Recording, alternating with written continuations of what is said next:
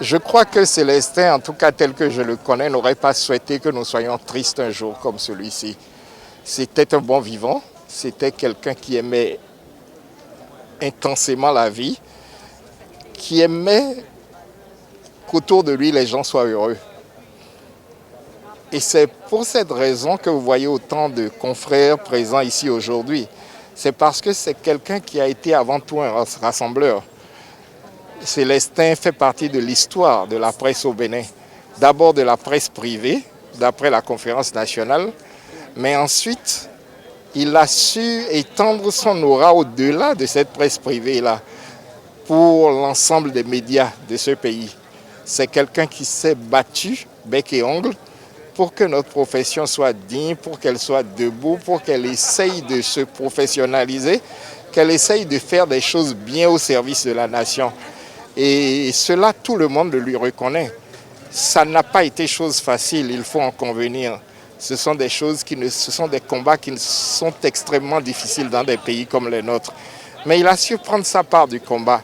Et c'est cela que chacun lui reconnaît, en essayant autant que faire se peut d'être un conciliateur, d'être un médiateur, de faire en sorte à chaque fois que nous soyons ensemble.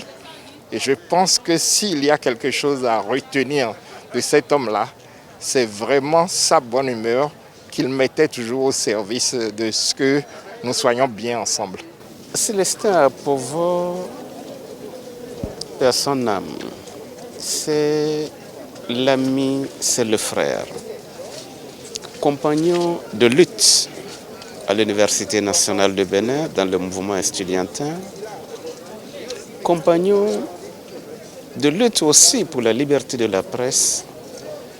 C'est ensemble que nous avons mené l'aventure du journal L'Horizon, dont j'étais le directeur de publication.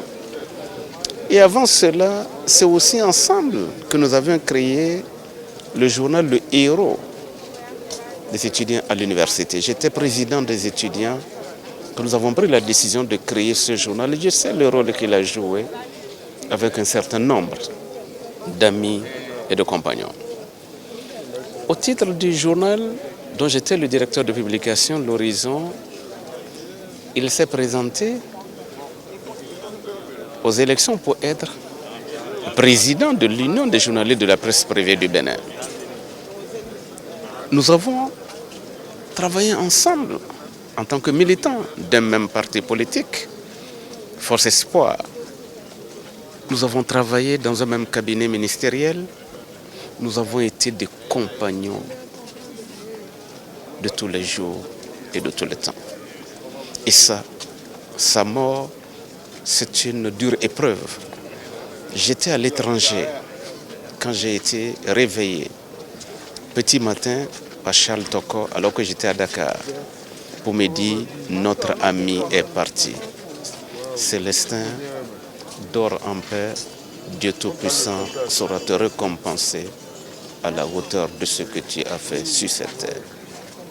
Mes condoléances à la famille éplorée, à tous les amis, ensemble, travaillons pour maintenir le flambeau de l'idéal qui nous a mis ensemble, que nous avons tous défendu et que nous continuerons de défendre jusqu'au jour où nous te rejoindrons. Ici, nous sommes venus chanter l'hymne de la tristesse et de la faim.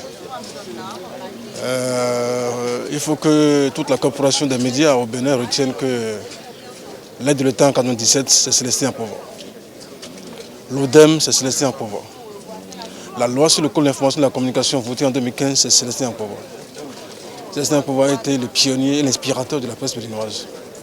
Il faut que les générations actuelles le sachent et comprennent que c'est un grand barbare qui est tombé, à qui nous sommes venus rendre hommage. Voyez-vous l'ampleur, voyez-vous la grande masse, voyez-vous tous ces gens-là, les autorités qui sont venues à divers niveaux.